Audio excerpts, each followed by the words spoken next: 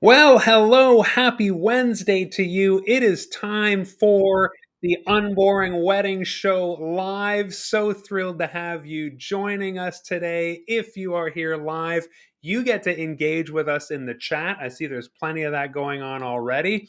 As per usual, I love waking up on Wednesday, knowing we're going live, knowing I get to hang out with you, and knowing you all get to hang out with each other. There's always a little party going on in the chat.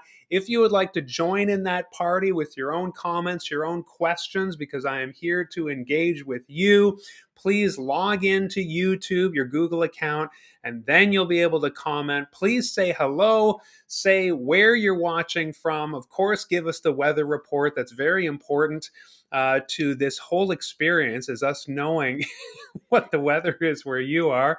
I'm in New Brunswick, Canada, right on the Atlantic Ocean, and it is a pleasant 5-ish degrees Celsius today. That's in the upper 30s Fahrenheit, I believe. And that is really special for Canadians in February. Going skiing this Friday with the family, so we hope it doesn't get too warm yet. Just calm down, spring. After Friday, when March break hits, go ahead, skyrocket if you'd like. But do say hello. I have popped in here and seen that efficiently Mike asks us to all rise. Judge Mike was the first to comment and say hello. So good to see you here, Mike. Today we are talking about the end of the ceremony. And if you saw that title and you thought this was a hot, juicy take about wedding ceremonies coming to their demise, maybe a termination, that's not what I meant by the end of the ceremony. I've just got to put it right. If you're expecting that, then you came to the wrong place. What I'm talking about is the finish of the wedding ceremony, bringing it to an end, wrapping it up strong, and giving people that send off, your couple and the guests, that they will remember. Kind of the nail in the coffin, which is a terrible analogy for a wedding, but you get the picture. We're going to talk about that. We're going to talk about the ideal way to end a wedding ceremony, to finish the ceremony. Then we'll talk about what happens if your couple sees that on paper and wants to change some things. And I've had a member recently who said that, and I've had coaching clients, not ones who get the full membership in Unboring Wedding Academy in the course, but I have a quick help package where, I don't get to explain my philosophy around it necessarily to them. They see it on paper in the quick wham bam script, and they just say, well, that looks terrible. It looks terrible on paper. So they want to change it, or their couple want to change it. I'll explain to you what I mean in a few minutes. So we will talk about what happens if your couple want to change it, and then some of those unexpected elements that that your couple might want to throw in, or circumstances that might require a little bit of a twist at the end of the ceremony, things to consider. Ultimately, that's why I call it the end of the ceremony, wishes to consider. Your couple might wish for some things, want some things. Say it with me now. The couple is the boss. It is their wedding ceremony. I can't tell you how many emails I answer in a week where people say, Mark, help me with this. How do I decide that? What should I do about this? And typically, a lot of the time, it's just the answer is just, what does your couple want? What did your couple tell you? So, that is in a sense empowering. It takes a lot of stress off of us, because you just ask, we are here to facilitate our couple's wishes. That said, we are experts. And you say, well, maybe I've only done 1 or 2 weddings, or maybe it's my first time here, I've never done a wedding. Well, if you've watched this video, or done any sort of research on wedding ceremonies at all, then chances are you're a couple of steps ahead of your couple. And I do say this in Unboring Wedding Academy, you just have to be a few steps ahead in order to be a guide, right? You don't need to be the be all end all expert of a wedding ceremony. You just need to be a few steps ahead of your couple in order to sufficiently guide them and advise them. And you want to be prepared for some of the twists, some of the turns, some of the things you need to know. And that is ultimately what you're doing here if you're watching this video today. And so that is kind of how we're going to map this out. I do go for a 1 hour maximum. It may be less than that, but you won't be here past an hour if you're just wanting to budget your morning or your afternoon. I know if you're on the Pacific coast, then it is what, 9 a.m. Yeah. And it is 1 o'clock Atlantic where I am, noon Eastern. So a lot of you have, days and things to plan. You're not just, your whole day didn't revolve around this, right? Well, maybe Mike, I don't know. Some of you, I see Ben and Mike there doing some friendly bickering in the chat. Jane says hello. She allows everyone to be seated. I love this. I feel like we're fresh off, like Mike, Jane, Ben. These are members of Unboring Wedding Academy, some of the OGs who have been tracking with the course and the community for years. We're fresh off of office hours yesterday for members only. And so there was that's where just for 1 hour we hang out, we talk questions. I bring some things up that we've covered and that I've seen in the Facebook group for members only. And so I do love this this camaraderie, this gentle ribbing going back and forth. I absolutely love it. So Ben says North Dakota's Gloomsville today. Yeah, it's kind of overcast here, but like I say, I'm on my run this morning. Birds were chirping. That's a big deal. That's just started in the last week. I forgot that birds chirp, frankly. I've been running every day in January and up to and it's just been dead silent. Just the sound of wind and ice. Does ice make a sound? Some days it feels like it. So this is really pleasant, even though I get it. Watch the dirty snort away, snow and dirt. That's a new one. I'm going to remember that. It is very snurty outside, Ben. So thanks for that. Jeff is here. Howdy, efficiently, Jane and Ben. He's saying hello. I have to go back here in the comments because these were all comments made before I logged into my software. And now I can see some comments inside here. Anita says, it's a sunny, beautiful day in Tennessee, clear and high. It was yesterday, Anita, you had a similar weather report. And it was gorgeous here yesterday, but today it's a bit overcast and chilly. I was wearing my wool cardigan right before I went on here, but it makes me, it ages me by 10 years. My LL Bean wool cardigan. It just makes me look really old. So I took it off for the live broadcast and blasted the heat a little bit. Sabrina, good to see you here. Hugs all around and happy day after your birthday. We have a really fun song from Perry Grip that we play around our house the day after our birthday. You can look it up. It's the day after your birthday. And but we still love you, Sabrina. Yesterday was your birthday. You broke that news live in the members' office hours. Hope you had a great day, and happy day after. Hope it's still going okay for you. Ernest from Southeastern Connecticut, good to see you. Scott is here from Bellingham, Washington. And let's see, Jerry Martin, excited to be here. Hopefully you're having a great day too. Electric City, Washington. Jeff says it's sunny and 78 degrees in Orange County. Good to see you. It's sunny and warm in Vancouver. Everyone except Ben and I are enjoying a really nice day, apparently. Just staying warm with my barley tea here.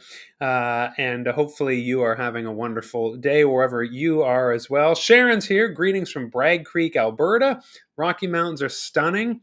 I bet they are. I've only seen them once, drove right through them with my friends to the Yukon. We drove all the way to Dawson City. That was how long ago was that? 20 years ago. But I never forgot my first glimpse, and then to drive into the Rockies and through the Rockies. Absolutely incredible. Mark is here. Final greeting from Florida. You're heading back to Michigan after 2 months of snowbirding. Well, that's amazing. Enjoy your sunny and high of 80. Tamara's here from Loves Park. Good to see you. 45 degrees. Elaine is here from the Isle of Wight. Good to see you as well. Sabrina's reporting in now in San Antonio, 63 Fahrenheit, 72.17 Celsius. So thank you for that interpretation of your weather for those of us who use Celsius, i.e., the rest of the planet. Thank you for that. Beverly's here. Hello from Crieff. Good to see you. 5 p.m. in Scotland. Isabel, you are here. We were emailing back and forth about efficiently. We got that little issue fixed up. I brought it up in office hours yesterday. So good to see you. Check your email if you didn't get that from me yet. Jay West from Houston, Texas. Ice does make a sound. Okay, that yes, clink clink, and I hear some of that lonely ice sound. And Roger, you'd know because you're Canadian, right? So let's see. Jeff says yesterday efficiently indicated that my daughter has nixed my communication with the audience, waiting to get back the couple survey, and says we don't need the friends input. Okay, so they're kind of hollowing out the style and system that we teach in Unboring Wedding Academy. That's okay. None of those things are a deal breaker. And hopefully we will be able to end the best way possible. So this, of course, I talk about in the course, but hey, you're here. You can get more of it today. And especially talking about some of those wrenches. And it was a member recently who told me about what happens when your couple sees it on paper, doesn't like it, which is what I would say. We have the wedding ceremony planning session with our couple 4 to 6 weeks before the day, right?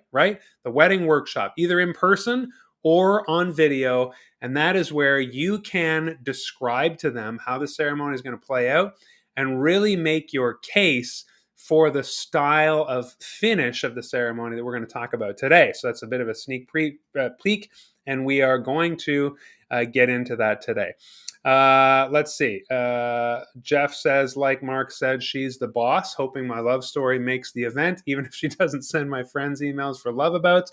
Yeah, that's too bad because the friend and family love abouts, really, I always say to the couple, if we haven't made everybody cry by that point in the ceremony, usually we got about half of them by then with the love story and what your couple loves about each other. Typically, that's it. Then once you read out what everybody else loves about the couple as a couple, that's when the waterworks really start. Sometimes it's hard for me to keep it together because it's such a beautiful moment.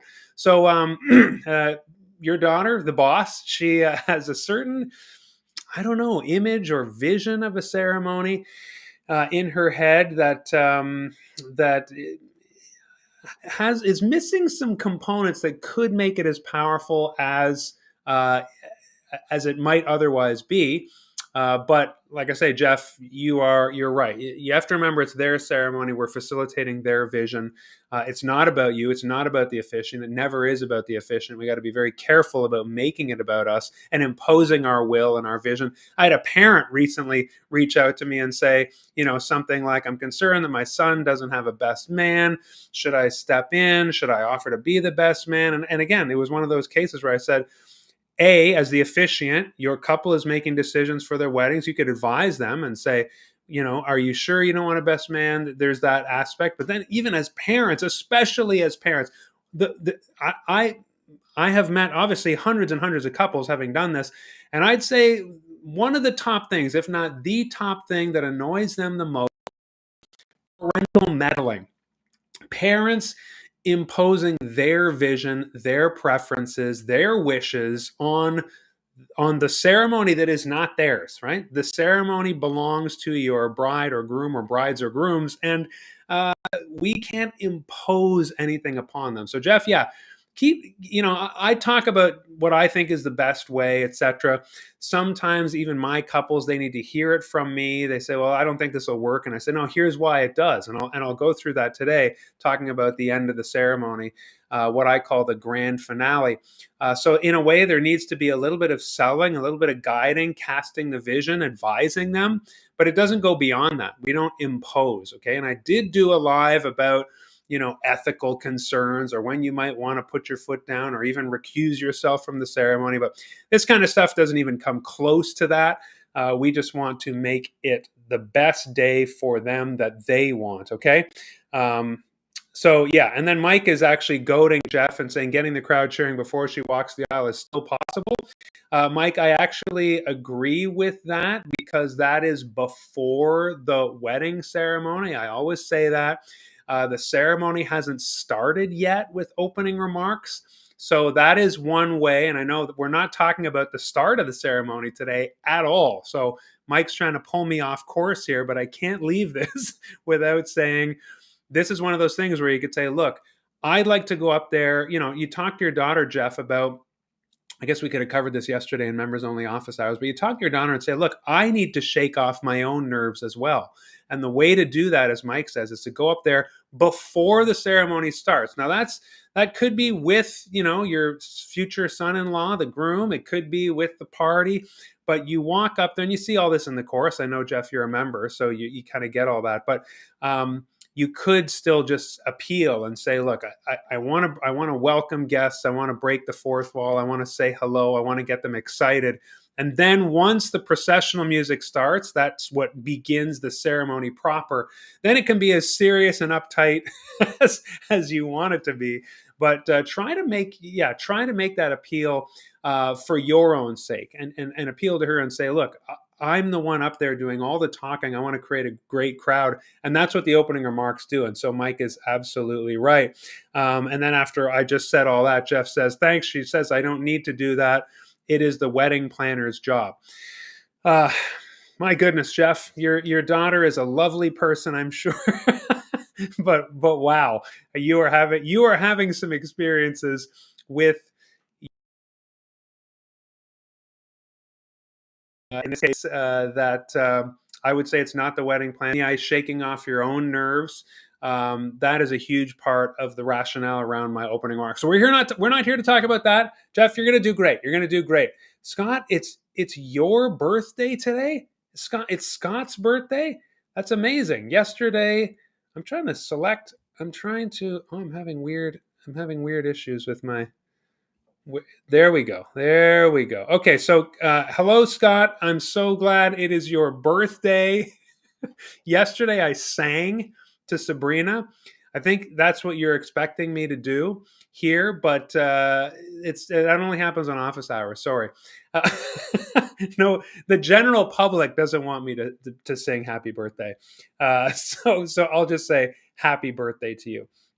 All right, let's get into it because I'm kind of at the bottom of the comments, and it's time to talk about, after that diversion about the beginning of the ceremony, the end of the ceremony. Now, in a way, we can use that as a segue. The beginning of the ceremony really sets the tone, breaks the ice. I would say it's really, really important to get started on the right foot. But even more important is crushing the ending, sticking the landing. Why should you listen to anything that I have to say here today about the ending?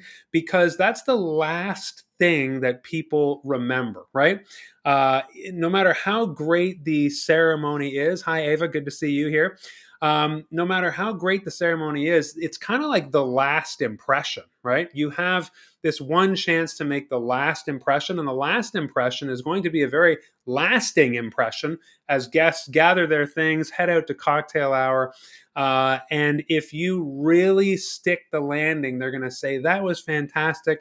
If there's a bit of stumbling or struggling, or it's awkward or stuttery, and I don't mean you stuttering, I mean like the stage directions and the music not coming on. It's you don't want to end the ceremony on a bit of a cringe. Okay, so that's why today I want to start, like I said, with the ideal. And I do have a YouTube video called The Grand Finale. I've written an article about this on unboringwedding.com. So this part may be nothing new. But I do want to introduce to you the ideal without belaboring it too much, because you can find this information elsewhere.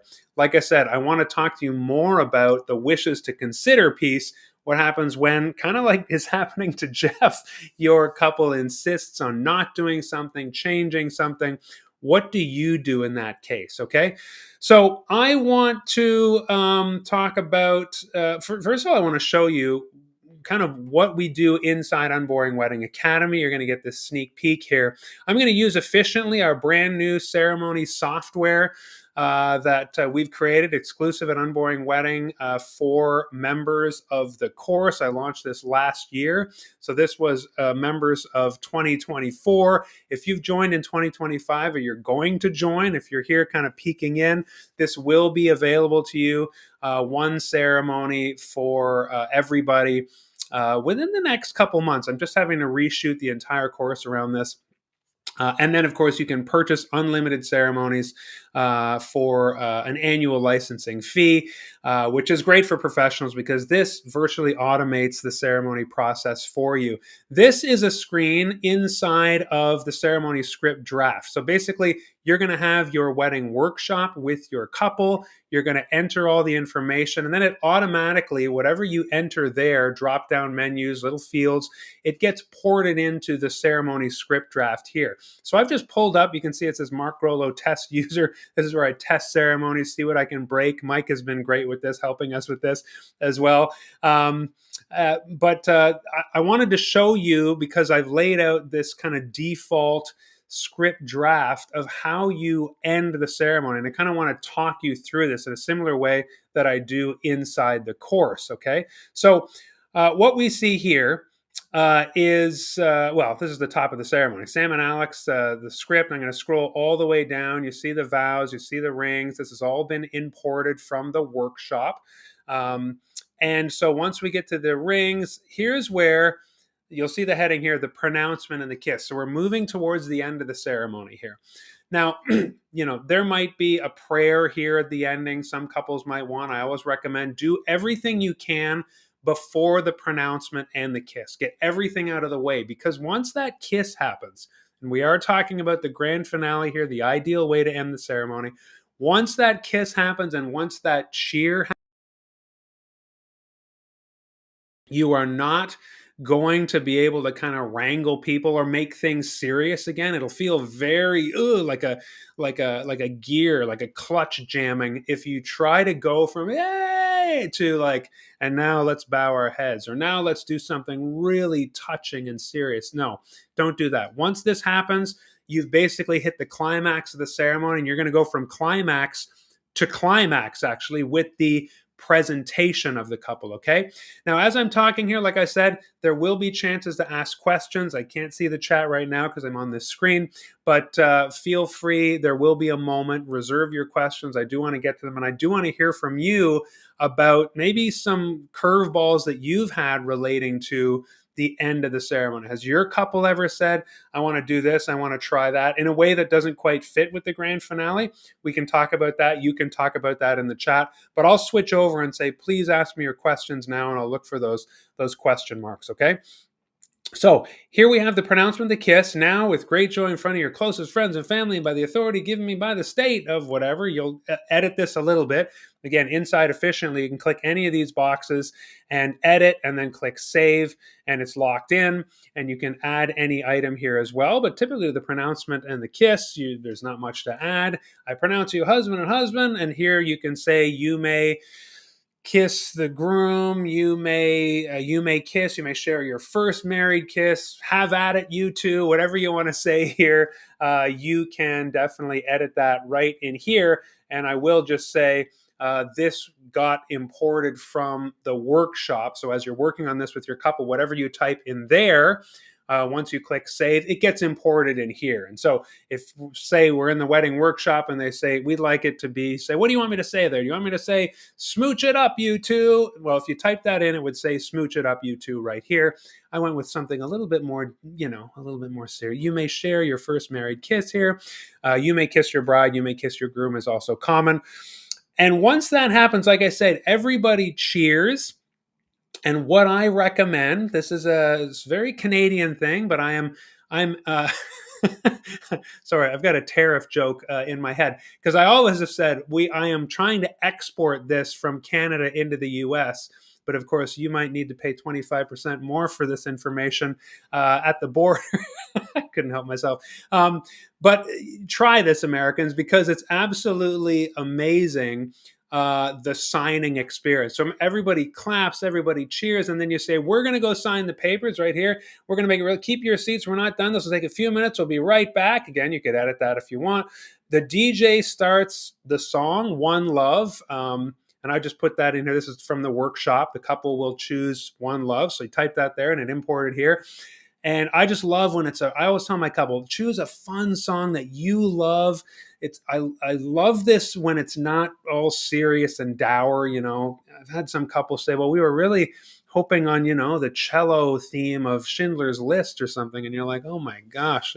Like, traditionally the signing in Canada feels like that. You do it before the kiss, and again I have a video on why to do the signing after the kiss. Just that on its own, you're getting lots of bonus content here today. um, but choose something fun after they've kissed. Everybody's cheered. We're going to go sign the papers. You go to the table and sign the papers right there. I know in a lot of states you don't need witnesses. Here in Canada and Ontario and New Brunswick, where I've officiated, you need a couple of witnesses. Often it's their best attendants, say a best man or maid of honor or man of honor or best woman, whatever it is. The five of you go and you sign together, but maybe you don't need any. And I've had some officiants say they love this so much that you don't even need to sign the papers. The couple, just the officiant needs to, but sometimes they go and they like fake it or sign something else because this is such a magical, a magical, fun moment. And I totally agree it is. And so you see here all the instructions, because every script that I recommend that you ever do has all the moving parts.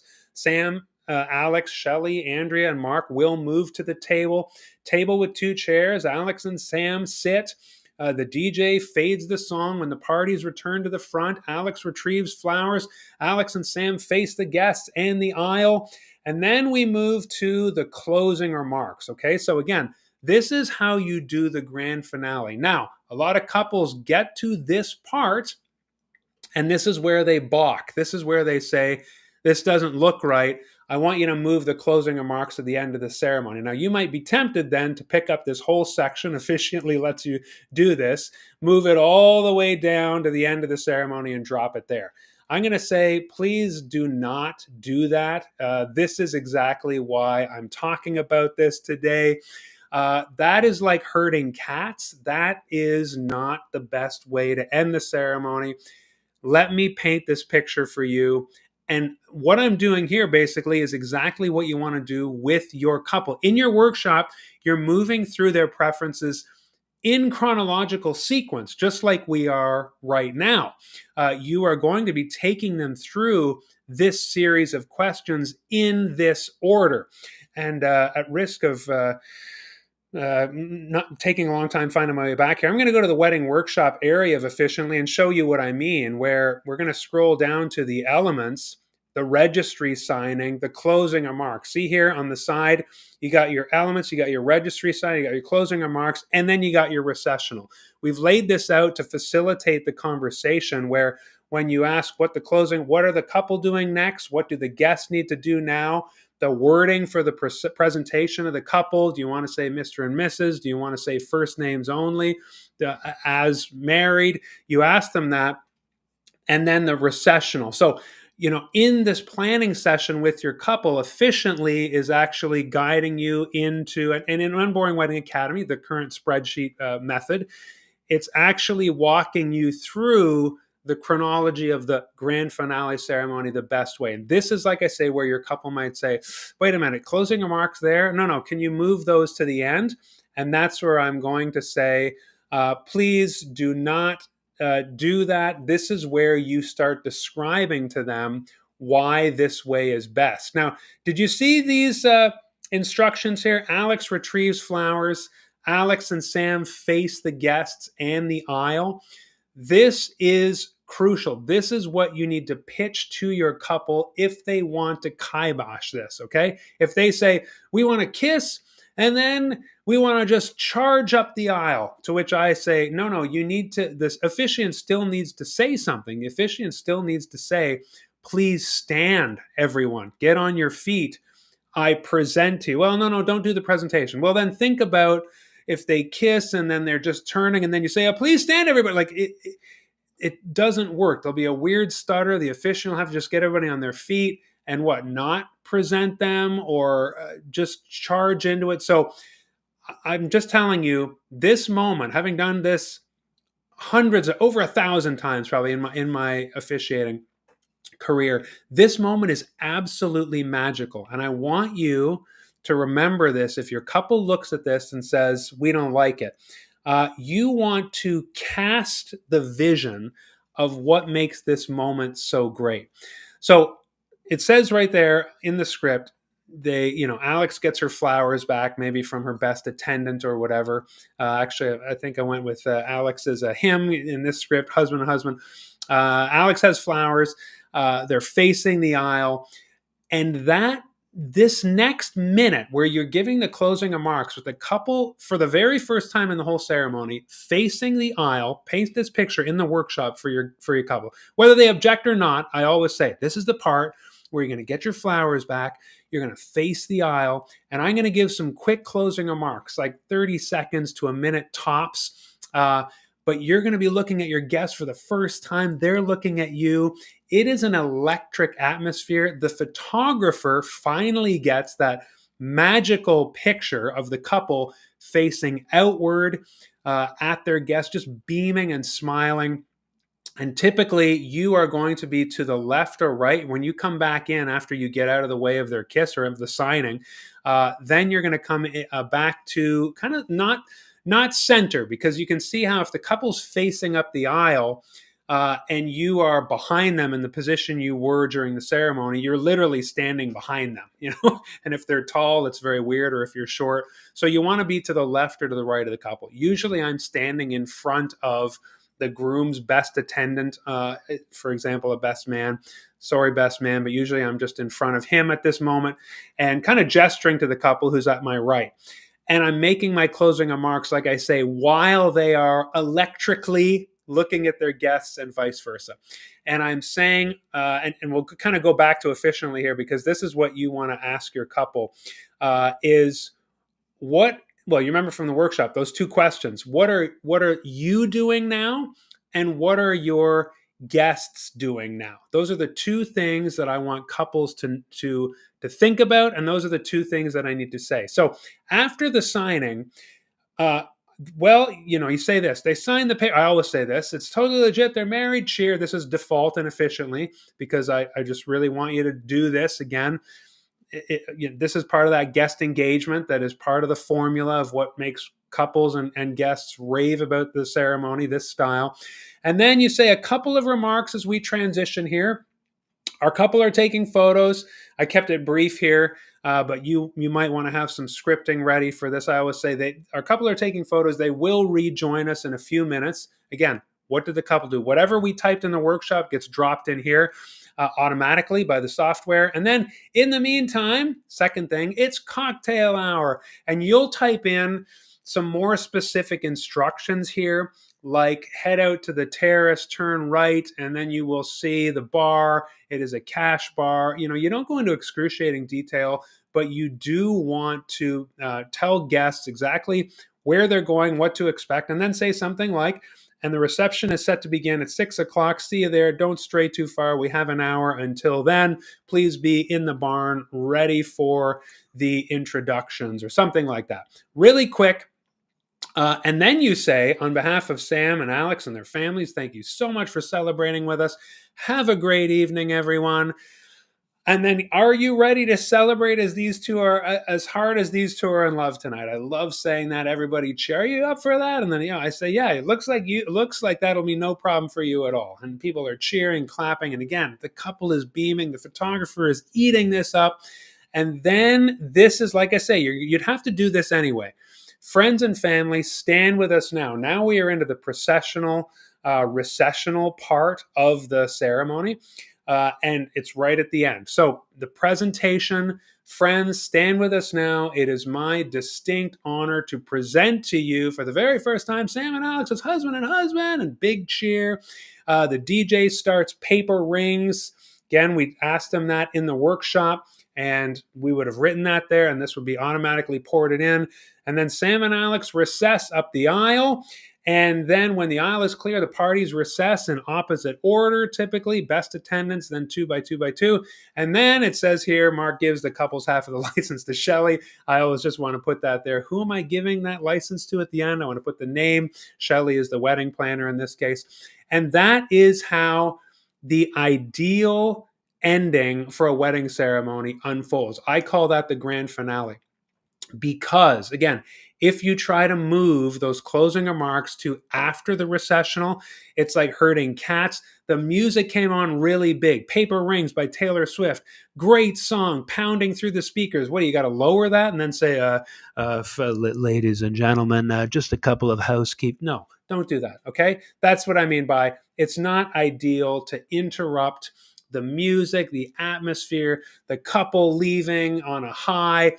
You want that grand finale. The way to do that is to do the closing remarks right before that. And it's not the bummer that it looks like, because what you're missing on paper is the smiling and the electricity of everybody knowing that they're about to cheer and stand up. And especially if there's, confetti, biodegradable confetti, or rose petals or something. It is probably one of my favorite moments of the ceremony when I'm giving those closing remarks. You can feel it. So, as I said to that member who asked me, my couple saw this on paper, Mark. I sent them their script because I always say, send your couple the script. And inefficiently, after you finish this, you click save. Then the very next panel is to send this to your couple. Remember, the speech, not the speech, that comes later. But the third step of efficiently is to send this to your couple. The third stage of Unboring Wedding Academy, send this to your couple so that they can see everything and sign off. And like I say, if you didn't pitch this well enough in the workshop, they might look at it and might forget, or, oh, that looks terrible. No, please move it to the end. Don't allow that to happen.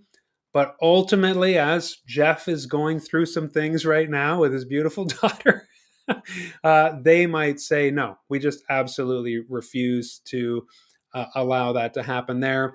To which, again, you have to acquiesce, but don't go down without I'm not going to say fight, without a proper advisement of just how great that moment is. Focus on that moment when they're turning, facing their guests. And your other kind of caveat is, well, I've got to get everybody on their feet anyway, and I have to present you, don't I?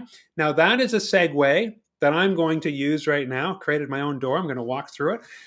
To what if the couple is already been married? I get this sometimes, and you say, well, already been married. Yeah, some couples have already been married at the courthouse, or maybe this is like a confirmation ceremony. It could be even a vow renewal.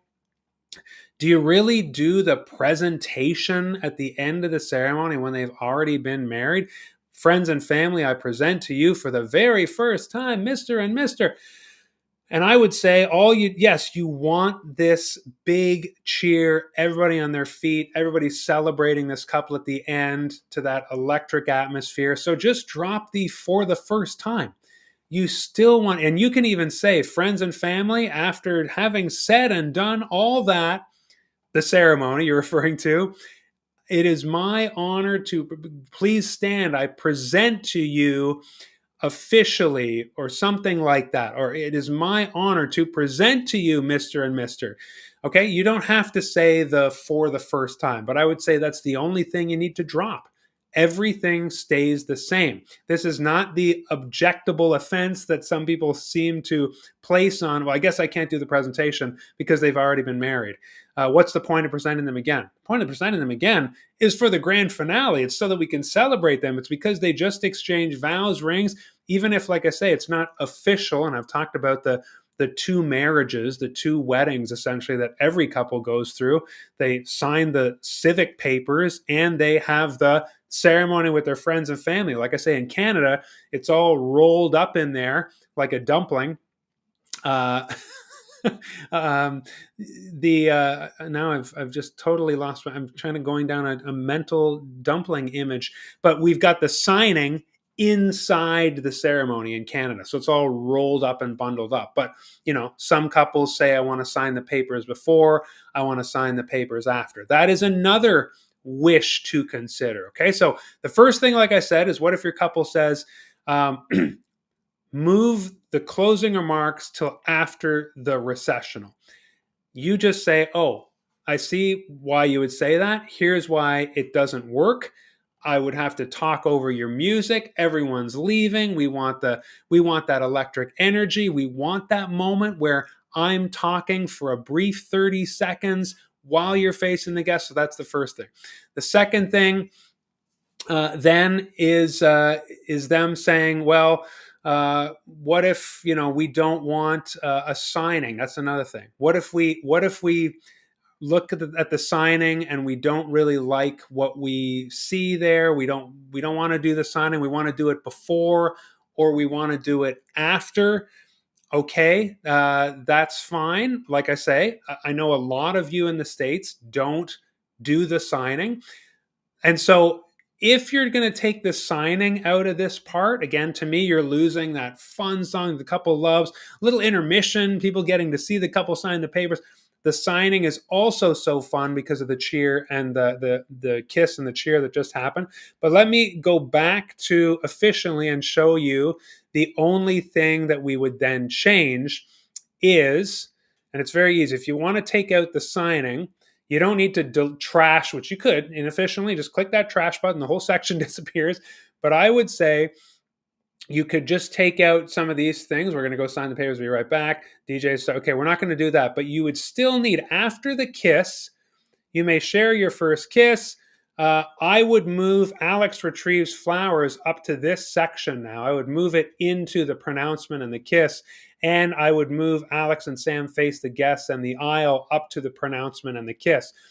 Because basically, you're going to take out the moving over to the table and come back, but you still want this moment. So I have plenty of people who say there's no signing, to which I say, great. Still keep the order. All you have to do is suck the signing right out of the ceremony, but you still step out of the way for the kiss.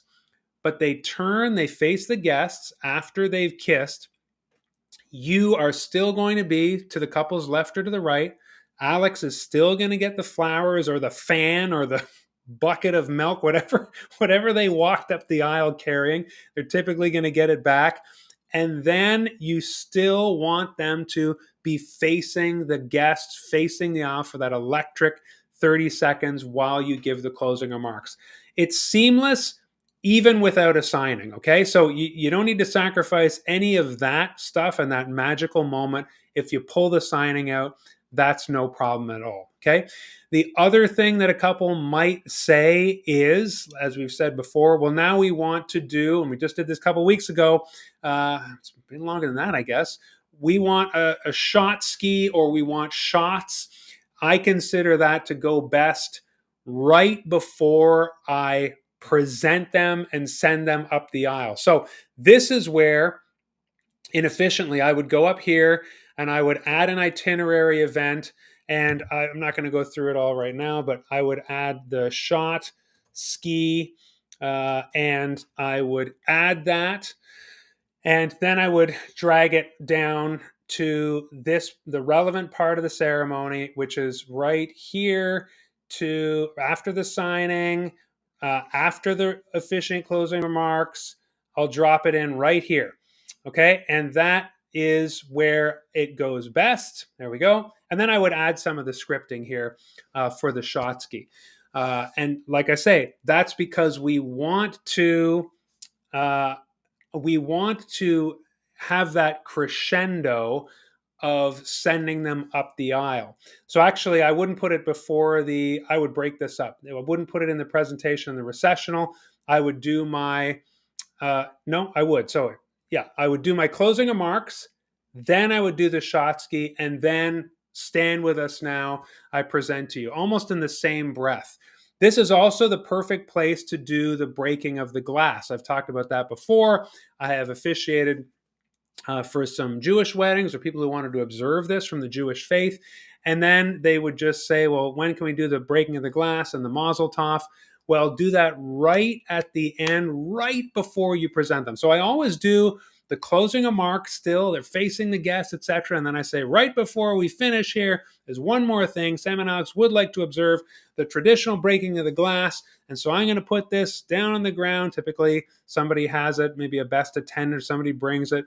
You put it by the groom's feet and you say, let's count it down. 3, 2, 1. Groom steps on the glass. Make sure it's a light bulb or something that breaks very easily. We don't want any injuries. I've talked to you about how one time a groom used a floodlight, which don't break, and he almost broke his ankle. Another couple used like a real glass, and it came through, and it could come up through the shoe. It cut the groom's shoe, and he was like, holy cow, I evaded a terrible cut that would require stitches there. So it's typically a very easy to break light bulb, but that's the kind of thing that happens right at the end, before, almost in the same breath, you would say, Mazel tov, bang, friends and family, stand, I present to you for the very first time, Mr. and Mrs. And then the big cheer, and up they go. Okay, so that's something else to consider. Your couple is going to want to, like I say, if they want to add something more serious, can we end with a prayer? Something like that. I would say anything like that, put it up before the pronouncement and the kiss. It's just best. Now, if they're maybe very religious and they say, we want the first thing that happens in our on our journey as an officially married couple to be a prayer, I would say you can do it in the closing remarks area, because the closing remarks are exciting and things like that, but that would be, you're still talking, you're still saying a couple of things for you to know. A couple are heading out for photos, they'll rejoin us. In the meantime, Sam and Alex would love for you to enjoy a cocktail hour, blah blah blah. And then you can say, and now, Sam and Alex would like to start off their married journey with a prayer. You could do it there, but most of the time with couples, I always advise them that they do it before the kiss and the cheer, because that's kind of the elements section where we're doing sort of more serious stuff, and it just goes there. Like I say, once the kiss and the cheer happens, the energy is so high, you don't really want to bring it down. Not that prayer brings things down, but it gets people more into a serious mode. But you could do it in the closing remarks. Then you could come out of the prayer and say, all right, who's ready to celebrate? You'll get people back. They'll cheer. And then you can thank people for coming. Are you ready to celebrate? Stand with us now, and just move right into it. Essentially, I hope you're getting from this, you always want to end. The way to stick the landing with the grand finale in a wedding ceremony is with everybody on their feet and presenting the couple. And like I said, it doesn't even have to be for the very first time, although I love kind of doing my Oprah voice. I present to you for the very first time. But if it's I've done vow renewals, you do commitment ceremonies, or obviously you're not presenting them for the very first time necessarily. And so you say, I want to officially present to you after all of that, Mr. and Ms. It's essentially the same. All you do is drop the very first time. But when you end on wife and wife, or Mr. and Mr. Hamilton, whatever it is, that is going to get the biggest high energy finish. And I want you to imagine how hard it would be after that to kind of say, all right, folks, please simmer down now. We need to talk about what's happening next. Where are you going? Hey, no, come back. Can we lower the music? It's not ideal. Okay. So hopefully that was helpful. There's probably awesome stuff happening in the chat. Let me check in here. That concludes my part, but I'd love to hear any questions right now, or if you have. Obviously I've missed it, so maybe you've talked about it. I will scroll up here. But any experiences you've had, Jeff says he's making a ton of adjustments, but he's trying to get opening remarks approved. Good. And hopefully the closing remarks get in there as well. Ina, good to see you from the Mexican Caribbean. And happy birthday to Scott. That's right. Love it. Happy birthday, Scott, and welcome, Ina. Ava says, thinking about the times that even checking with the DJ beforehand, the DJ doesn't play the recessional song before the couple walks out. Yeah, I've had plenty of that, Eva, and it's not great. I've had the couple, you say that, Mr. And again, you have that check-in with the DJ ahead of time. I present to you, Mr. and Mrs. Smith. I mean, there's nothing you can do, but that people clap and cheer, but man, I've had so many DJs fall asleep at the switch there, and it's really unfortunate. That's why somebody like Moe, our friend, who's an officiant and a DJ, as many of you are, can teach a thing or two about that.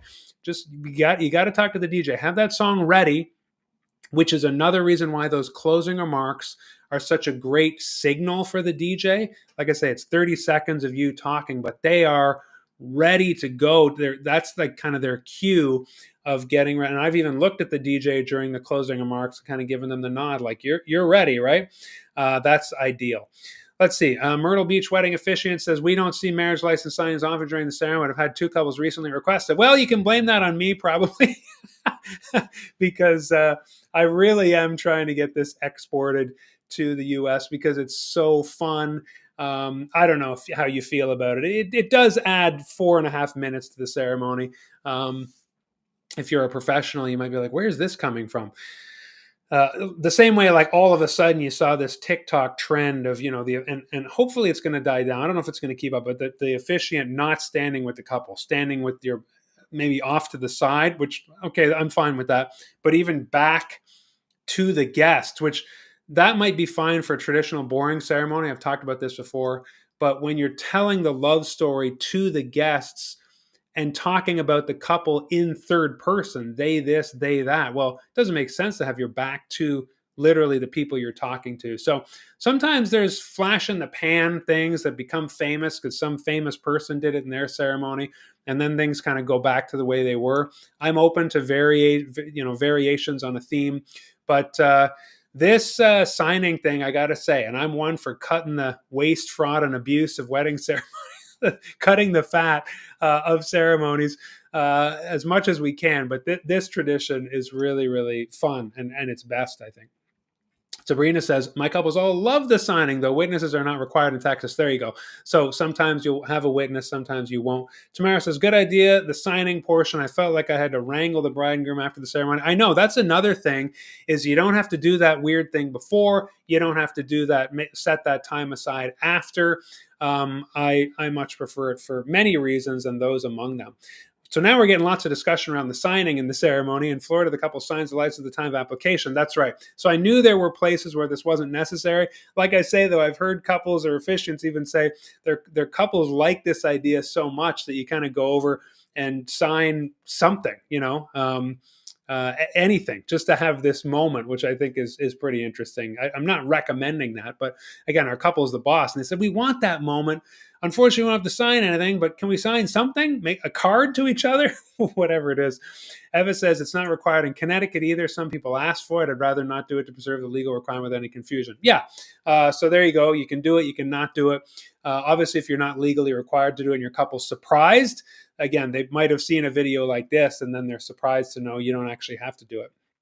In Texas, their names are printed on the license, so no signature required for them at all. Okay, just you.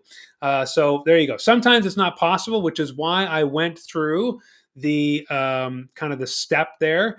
I was going to say went through the trouble. It was no trouble of showing you in the script where you just take out, that part, and obviously you don't say they sign the papers and they get back, but they kiss, everybody cheers.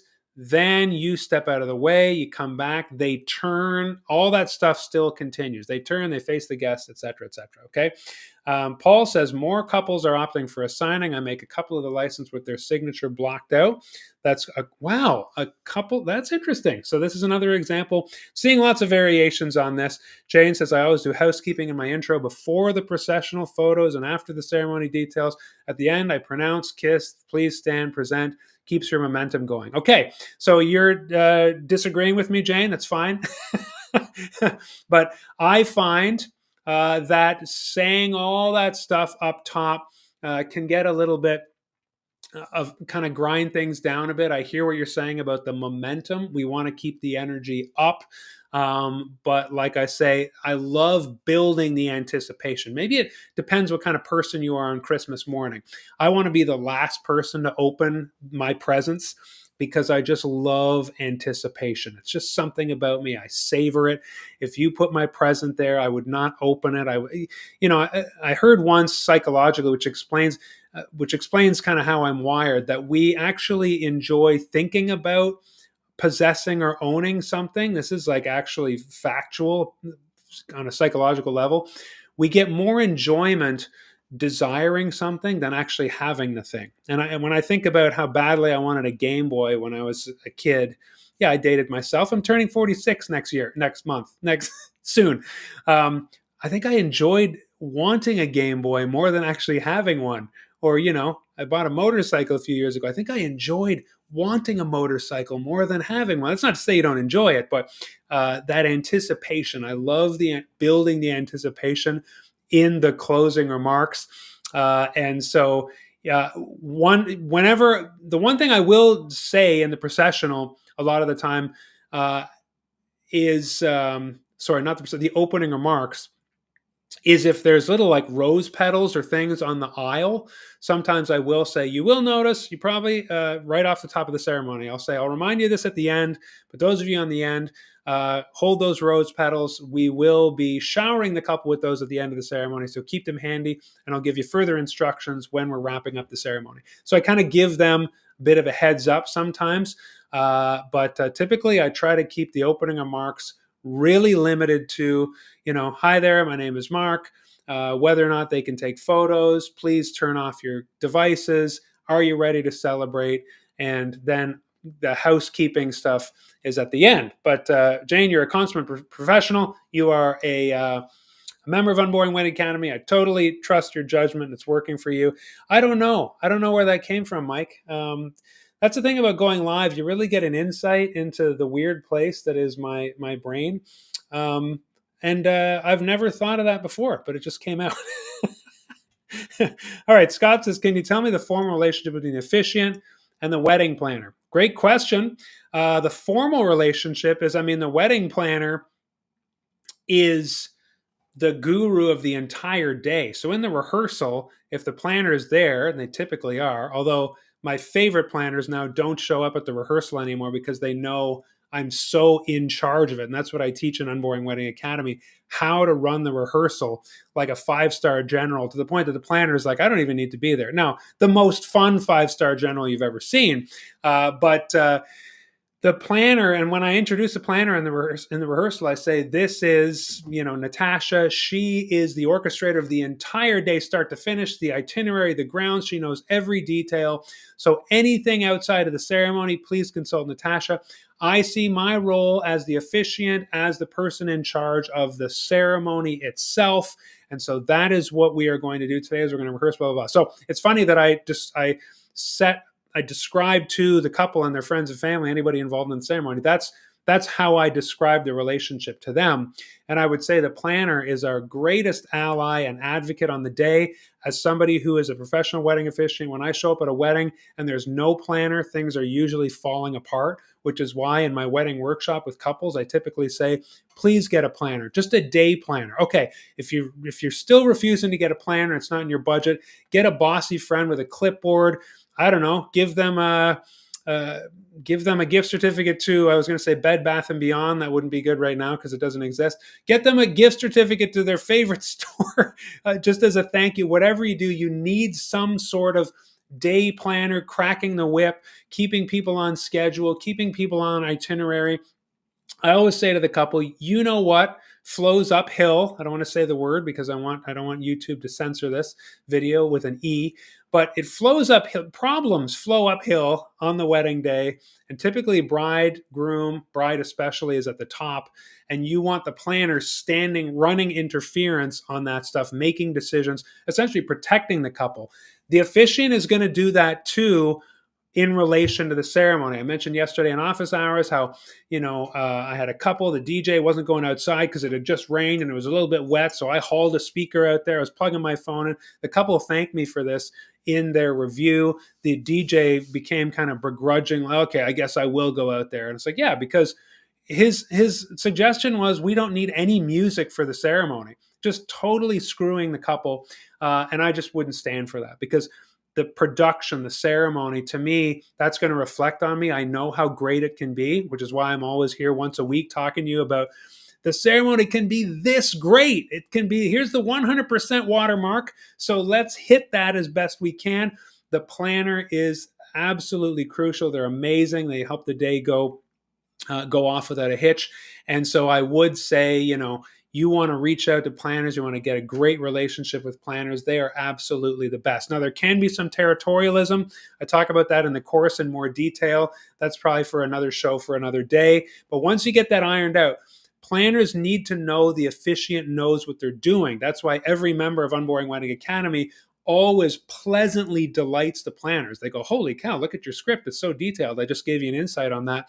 When they're used to the totally lost and clumsy friend, relative who comes on the scene, doesn't know all the details, hasn't prepared for all the contingencies.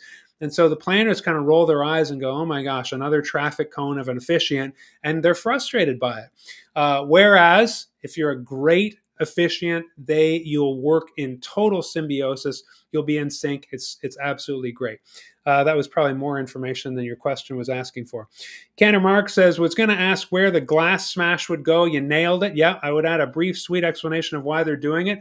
So this is interesting. I think I've mentioned this before, Mark. I have every single time I've done breaking of the glass, I've asked the couple, do you want me to explain the tradition, what it means, why? And they always say, oh, absolutely not. If there's Jewish folks here, they know what it is. If there's non-Jewish folks here, they don't need to know. So this is one again where I agree. I always say you want to explain every element of the ceremony. But my couples have always shot me down. Now, I'm not going to stop asking, but it's 100% no rate right now. I'll let you know if that changes. I agree with you in general. And of course, you'd probably be most equipped to say something like that in a way that would satisfy the couple, even if they don't want it. And then there's some hot tips around breaking of the glass there from Cantor Mark, which, hey, that's going to be saved in the chat. So take them up on that. Nathan says, you're going through the application process for your marriage settlement license in New Zealand. Awesome. And I love it. I'm glad my videos have been helpful. Thank you for saying hello and chiming in.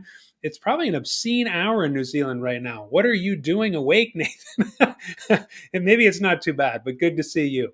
And Jane says, planners have given you lots of referrals. Yeah, planners are our best friend. Friend, it's 2:01 my time, 1:01 Eastern, 10:01 Pacific. I could go on, but I won't. So I'm going to pop off here. Thanks a lot. We really want to crush the end of the ceremony. Like I say, stick that landing and make sure that people go out of that ceremony going, that was incredible. Now, of course, with the Unboring Wedding style and system, they're going to say that anyway. But we want to, like I say, aim for that 100% watermark, nail it every time as best we can, and always respect the wishes of our couple. Wishes to consider. They're always going to want to put maybe something else. I'd say 90% of my couples are good with the grand finale. But, we do see cases of officiants saying, oh, my couple are asking this and asking that. What do I do? And so that's why we're here. Friends, I will be here next week for the Unboring Wedding Show Live. If you want to join Unboring Wedding Academy, go to unboringweddingacademy.com and you can join all these incredible members that have been in the chat today. First timers as well. Thank you for being here. People who are not members, we love you too. I do not take for granted that you join me here when I go live. I really, really appreciate it. You make my day. Have a wonderful week, friends. Marry on, and I'll see you next week.